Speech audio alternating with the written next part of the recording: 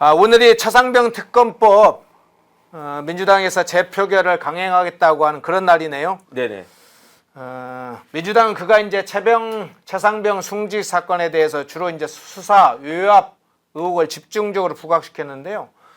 최근에는 이제 VIP 경로설 이걸 부각하는 여론에 좀 집중하고 있는 것 같습니다. 네네. 공수처도 김계완 해병대 사령관을 수사하면서 이 대통령의 경로설 이런 걸 좀 집중 조사를 했다고 하는데 민주당 박찬대 원내대표는 이렇게 얘기했습니다. 대통령 경로 때문에 이 모든 문제가 불거진 것 아니냐 이렇게 청와대 대통령을 향해서 쏘아붙였고 정청래 의원은 이렇게 얘기했습니다. VIP 경로설에 대해서 한국판 워터게이트다 이렇게 이제 공격하면서 나섰는데 대통령의 경로설 민주당이 여론전 이게 좀 집중하고 있는 상황인데 어떻게 평가하세요? 아니 뭐 대통령이 경로한 게 범죄입니까?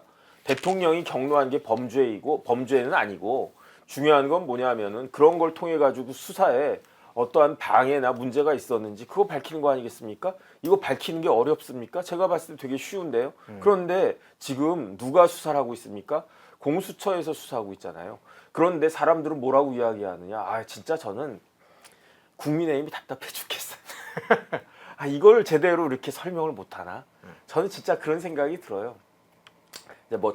저도 이제 입이 아플 정도로 이렇게 말을 많이 해가지고 힘도 빠지고 그러는데 첫 번째 이거를 갖다가 담당하는 공수처에서 담당하고 있는데 공수처 자체가 특별검사예요. 왜냐하면 일반 검사는 검찰청에 있지 않습니까? 공수처에도 검사가 있어요. 그 검사를 어떤 검사라고 부른다? 공수처 검사라고 부르는데 공수처는 검사들이 제대로 일을 안 하고 휘둘릴 가능성이 있으니까 그러니까 만들어진 것이 공수처이고 그러니까 공수처 자체가 특별검사자.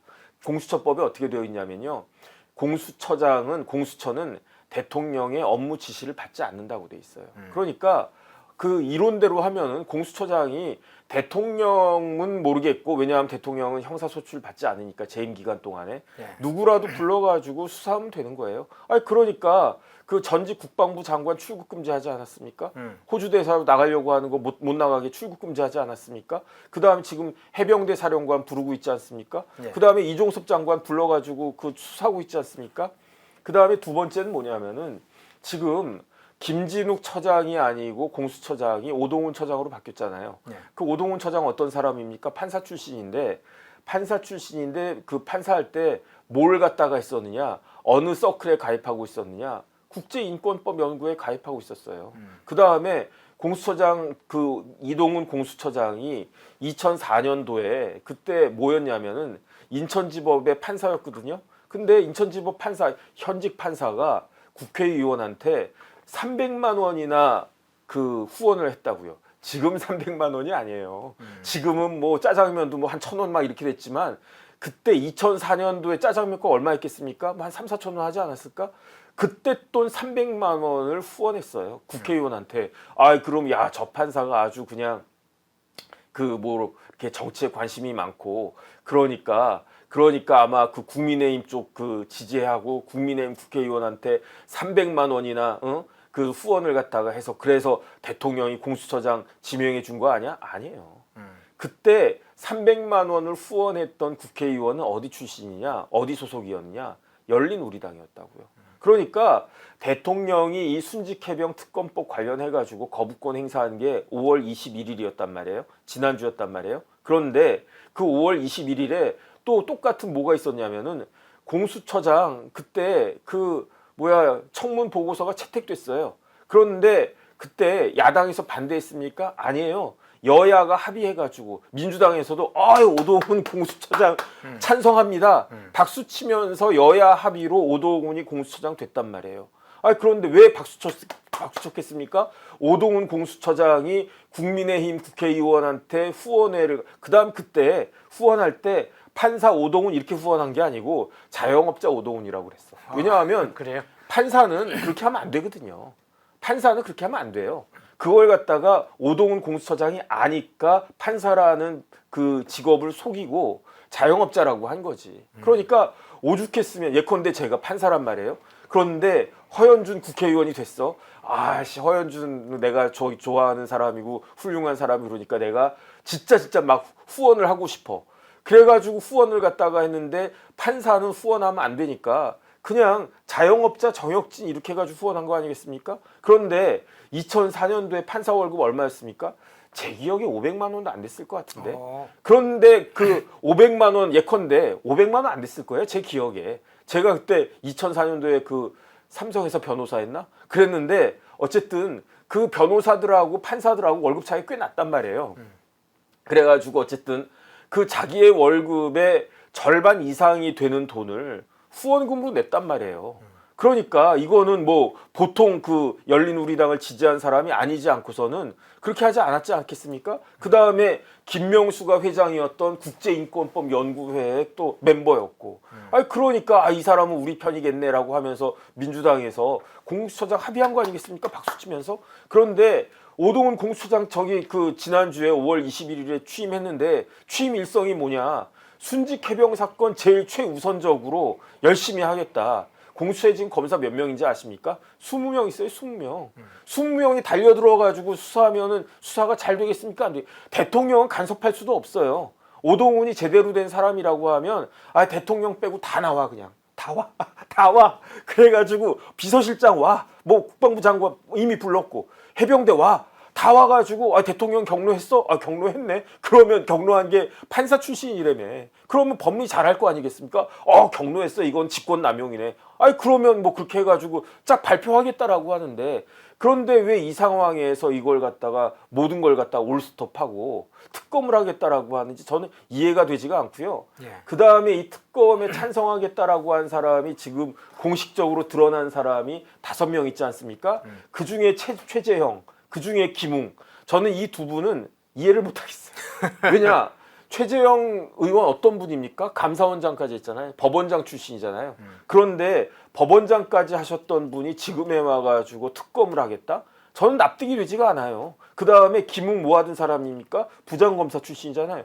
부장검사 출신이 지금에 와가지고 공수처가 막 이렇게 수사를 갖다 하고 있는데 그거 올스탑 시키고 특검한 게 맞다? 이해가 안 돼요. 저는 이거는 어떤 생각이 드냐면은 특검을 갖다가 해가지고 특검을 하기 전에 공수처에서 수사를 갖다가 하고 어차피 저기 22대에서 특검 다시 하지 않겠습니까? 그러면 최소한 제가 봤을 때 3개월은 걸린다고요. 그 3개월 기간 동안에 오동훈의 공수처가 이 사건 관련해가지고 명확한 결론을 내놔라. 결론을 갖다가 내지 못하면 저는 그때 저부터도 특검합시다 그럴 거예요. 특검해야 됩니다 그럴 거예요. 대신에 제가 만약에 특검을 해야 된다라고 주장을 하면 특검을 하는데 공수처는 없애버리자. 저런 무능한 공수처에 내 세금이 내가 내는 저기 세금이 단돈 10원 100원이라도 들어간다. 나 너무 아깝다. 저런 무능력한 공수처에다가 공수처장 좀 높습니까? 공수처장은요 차관급이에요. 차관급. 그 다음에 공수처 차장도 실질적으로 차관급이고 거기 부장검사들 다 1급일 거야 아마. 그런데 그런 공수처를 갖다가 기껏 만들어놨더니 하는 일 하나도 없이 그 다음에 뭐 아무런 그 의미도 없이 그냥 우리가 이렇게 적선하듯이 이렇게 십시일반해가지고 아이고 오동훈 공수처장님 변호사 하시느라고 고생하셨는데 이제는 차도 주고 기사도 주고 이거 가지고 그냥 좀 편하게 지내 그러려고 공수처 만들었습니까? 공수처를 없애든지 특검을 하지 말든지 둘 중에 하나를 해야지 왜 둘 다 하려고 하는지 저는 논리적으로도 말이 안 되고요. 돈으로도 말이 안 되고 이거 공수처하면요. 저 특검하면요. 특검 비용 얼마 듭니까? 제가 봤을 때 50억 이상 들걸요. 그걸 못하러 합니까? 우리나라 그렇게 돈 많은 나라입니까? 어쨌든 이런 부분들에 대해서 이야기를 제대로 하고 그 다음에 만약에 최재형, 김웅 이런 분들은 법조인들은 다른 사람들은 모르겠고 다른 김근태인가? 김근태, 안철수, 유이동 이런 이런 분들은 법을 모른다라고 그냥 치고 법조인이 아니니까 그렇다고 치고 최소한 법조인이라고 하는 국회의원들 중에 찬성하려고 하면은 제 논리가 틀리고 제 말이 잘못됐으면 제가 틀렸다라고 가르쳐 주세요. 그 최재형 교수님 저 사법연수원 다닐 때 교수님이셨는데 아이 그 뭐 제자가 아이 니까지 뭘 알아 그러면서 니 말 다 틀렸어 이거는 이래서 특검해야 돼 그렇게 가르쳐 주시면은 제가 잘 받들어 모시고 아이 역시 나의 한계 역시 교수님 대단해 이럴 거고요. 아이 그 김웅 부장검사 출신의 그 국회의원이 뭐 그렇게 이야기하면 들어보고 제가 봤을 때 납득이 가고 합리적이다라고 하면 제가 제 지금까지 한 이야기 다 그냥 취소하고 아 잘못했습니다. 제가 오히려 그렇게 이야기하겠습니다. 잘못했습니다. 예, 지난 주말에 민주당과 조국혁신당 그리고 그 이외에도 한 5개 정당이 공동으로 서울역 광장 인근에서 집회를 했죠. 해병대원 특검법 거부 규탄 및 통과 촉구 범국민 대의를 개최를 했는데요. 당시 이재명이 어떤 발언을 했는지 한번 살펴볼까요? 이재명의 연설 당시에 이렇습니다. 투표로 심판해도 정신을 차리지 못하면 이제 국민의 힘으로 현장에서 그들을 억압해서 항복시켜야 한다. 현장에서 그들을 억압해서 항복시켜야 된다. 이런 연설을 했고요. 이해찬이 강연한 내용이 있습니다. 이해찬 민주당 상임고문이죠. 이해찬 상임고문은 27일에 22대 총선 당선자들, 민주당 당선자들입니다. 당선자들을 모아놓고 이렇게 얘기했습니다. 지금부터 초반 2년은 윤석열 정권과 막 싸워야 하는 시기다. 권리당원들이 다 민감하게 지켜보고 있다. 장외 제피도 잘 참석해야 한다. 무엇보다 보이게 대놓고 싸우는 게 중요하다. 뭐 이렇게 아주 장외투쟁을 하라고 강성투쟁에 집중하라고 조언을 했습니다. 장외투쟁이 좀 본격화되는 상황인데요. 어떻게 평가하세요? 저는 코미디라고 생각해요. 코미디요? 아니 야권이 야당이 192석이잖아요. 네. 제가 지금 방송 나가서 뭐라고 그러냐면 야당이 여당의 두 배 아니겠습니까? 네. 아니 기껏 국민들이 192석씩이나 만들어 줬는데 왜 의회에서 싸우지 않고 장외에서 싸웁니까? 그거 진짜 웃긴 거 아니겠습니까? 아니 차라리 지금 국민의힘이 장외 투쟁하겠다라고 그러면 제가 그나마 이해를 하겠어. 여당이지만 108석밖에 안 되니까 국회에서 할 수 있는 게 없으니까 안에서 할 수 있는 게 없으니까 밖에 나가서 싸우는 거지 안에서 할 수 있는데 못하러 밖에 나가서 싸웁니까? 저는 오히려 그렇게 하라고 하세요. 그렇게 하면은 국민들한테 오히려 더 역풍 맞을 것이다. 저는 그런 생각이 듭니다. 예, 이재명 대표가 당시에 서울역 광장에서 집회를 할 때 모습 사진을 한번 보겠습니다. 해병대 관련된 옷을 입고 해병대 깃발을 들고 자 지금 이재명 대표 저 사진 보입니까? 해병대 옷을 입고 있네요. 이제 저 옷을 입었죠. 자 다른 사진 한번 볼까요? 저 옷을 입기 전에 한 번 해병은 영원한 해병이다. 해병대 깃발을 들고 흔드네요. 이 해병대라는 곳이 어떤 곳입니까? 뭐 아주 상징적으로 여러분들이 다 기억하실 겁니다. 그런데 일부 해병대 관계자들이 이 최상병 사건에 대해서 특검을 주장하고 있죠. 해병대 예비역 무슨 단체도 만들었습니다. 그런데 이재명이 해병대 옷을 입고 해병대 깃발을 들고 저 장면 좀 어떻게 보셨어요? 글쎄요, 전 방위했으니까 뭐 한 번 방위 또 영원한 방위 아니겠습니까? 군대도 안 갔다 왔잖아요. 아니 근데 어쨌든 저런 것들은 해병 입장에서는 조심해야 됩니다. 저 누가 생각이 나냐면 김호중 씨가 생각이 나요. 네. 김호중 씨가 김천에 김호중 소리길이라는 게 만들어졌잖아요.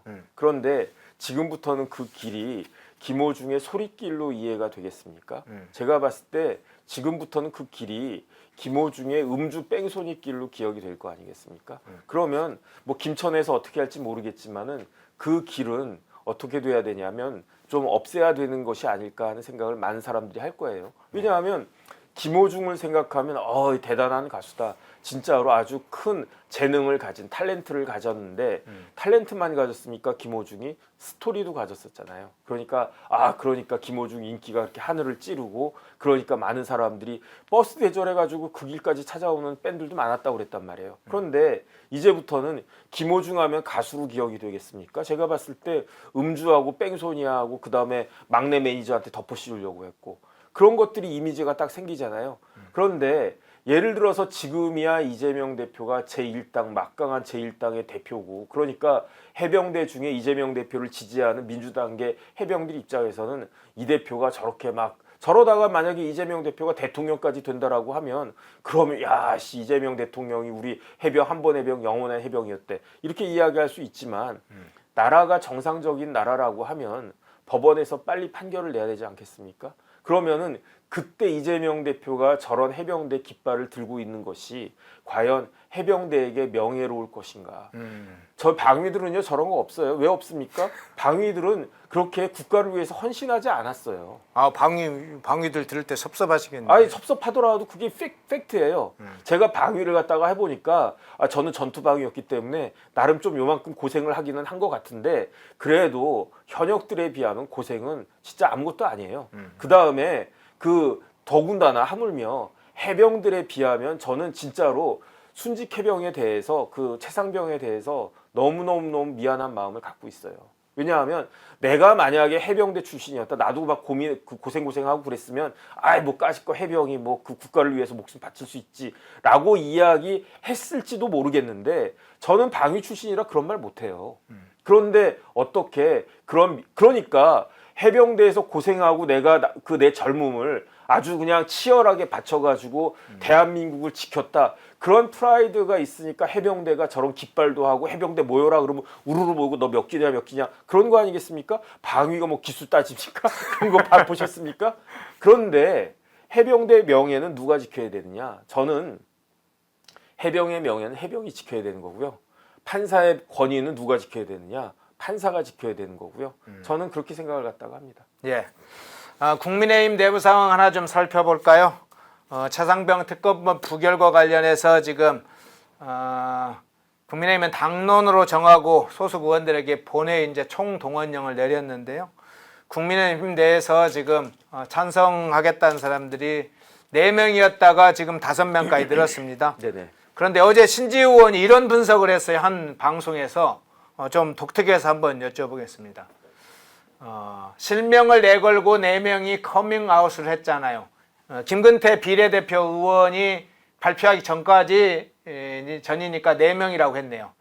예사롭지 않은 느낌이 들어요. 중복되지 않는다는 전제에서 산수를 해볼까요? 커밍아웃 4명이죠. 동아일보 기사에 고민하고 있는 사람 5명이죠. 원내 지도부에서 연락이 원활하지 않은 사람이 5명이죠. 박주민 의원이 3명이라고 했죠. 다 합치니까 17명이 나와요. 느낌상 이렇게 그런 여유 있는 국면은 아닌 것 같아요. 뒷부분이 좀 인상적입니다. 부결되더라도 간당간당 부결될 가능성이 있어 보여요. 이렇게 이제 지금 최상병 특검법 찬반 관련해서 재표를 했을 때 찬성할 사람들이 국민의힘에 더 꽤 있을 수 있다. 그런 뉘앙스를 상당히 줬어요. 어떻게 보세요? 뭐 일단 신지호 의원님 되게 젊게 나오셨네요. 저는 부결될 거라고 봐요. 예. 그 다음에 지금 아무리 뭐라고 해도 부결될 거라고 보는데 만약에 찬성이 8명 이상이 나온다. 저는 사실은 찬성 한 5-6명 정도로 봤었거든요. 그런데 알고 봤더니 뭐 저기 뭐 이런저런 하태경 의원도 있고 그 다음에 뭐 이런저런 해가지고 뭐 10명이 넘어갈 수도 있겠다 뭐 그런 생각은 드는데 17명까지는 나올 거라고 생각을 안 하고요. 그 다음에 어떻게 보면 차라리 특검법 통과가 되는 게 국면 전환엔 더 좋을 수도 있어요. 저는 그런 생각을 하는데 논리적으로 특검이 말이 안 된다는 이야기죠. 저는 논리적으로 그게 말이 안 되고 그 다음 특검법 통과되면 국민의힘은 지금부터 여론조사 쫙 돌려가지고 공수처 폐지하자는 운동 벌여야 됩니다. 전 그런 생각을 갖다 하는데 근데 어쨌든 결론은 뭐냐면은 지금 요게 오늘 가결될 통과될 거라고는 거의 전혀 생각을 갖다가 안 하고 있다. 그 생각이 들고요. 그런데 저는 뭐가 중요하냐면 이번에 8명이 이상이 나오면 8명 이상이 찬성을 해버리면 그러면 대통령실에서는 무지무지하게 긴장할 수밖에 없는 그런 상황이 될 것이다. 왜냐하면 우리가 백석을 지켜야 된다 그랬단 말이에요. 백석을 지키는 이유는 뭐냐면 첫 번째가 대통령 탄핵소추, 두 번째가 개헌 아니겠습니까? 네. 그런데 대통령에 대해서 탄핵소추해봤자 헌재에서 탄핵할 만한 건이 없어요. 의미가 없어요. 그 다음에 그 개헌 같은 것들은 헌법 개정 이런 것들은 사실은 대통령이 먼저 발의할 수도 있어요. 대통령이 발의하면 끝나는 거예요. 그러니까 뭐 개헌해야 되겠다 그러면 대통령이 먼저 발의하면 되는 거니까. 그렇기 때문에 100석의 가장 큰 의미는 거부권이란 말이죠. 네. 그런데 이번에 아마 근데 제가 좀 우려가 되는 게 뭐 10명 이상의 뭐 10명 이상이 민주당 쪽으로 넘어간다. 그러면 앞으로 대통령이 거부권 행사하는 것이 굉장히 좀 뭐라 그럴까 긴장될 수밖에 없다. 왜냐하면 물론 이제 국회의원들은 많이 바뀌어요. 그 국민의힘 국회의원들 상당수가 바뀌겠지만 그렇다라고 해도 그 대통령 거부권이 실질적으로 무력화될 수 있는 그런 상황이 될 수 있겠구나. 이런 생각들을 할 수밖에 없기 때문에 그렇기 때문에 어쨌든 지금 이제 오늘 그 마지막 그 국회 의결 한번 보고 그리고 난 다음에 대통령실과 여당은 정말로 깨어 있어야 되는 것이 아닌가 저는 그런 생각이 듭니다. 모두가 숨죽이고 침묵하던 시절 펜앤마이크는 앞장서 자유와 민주를 외쳤습니다. 자유파 정권 탄생을 위해 싸웠습니다. 2024년에도 펜앤마이크는 쉼없이 달려갑니다. 민주주의 체제수호의 선봉이 되겠습니다. 왜곡된 대한민국 역사를 바로 세우겠습니다. 2024년에도 펜앤마이크를 응원해 주십시오.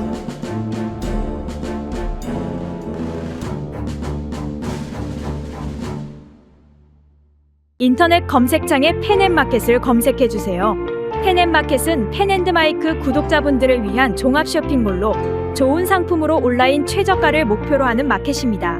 많은 관심과 사랑 부탁드립니다.